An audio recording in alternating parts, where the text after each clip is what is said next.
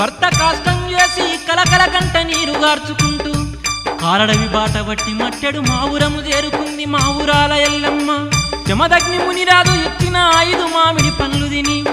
నలుగురు మగ పిల్లలకు ఒక ఆడపిల్లకు జన్మనిచ్చిందే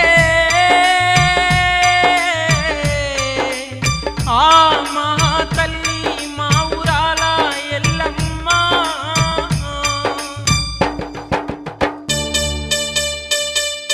తిందామంటే తిండికైనా లేదాయే కట్టుకోను కట్టు బట్టలేదాయే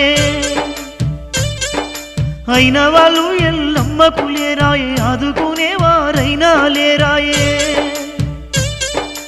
అష్టదరిద్రంతో 5గురు పిల్లల హరిగోసలు పడుతూ సాదుకుంటుందో ఓయమ్మలాల మాయమ్మలాల ఎల్లమ్మకు ఎన్నెన్ని కష్టాలో ఓయమ్మలాల మాయమ్మలాల అల్లారు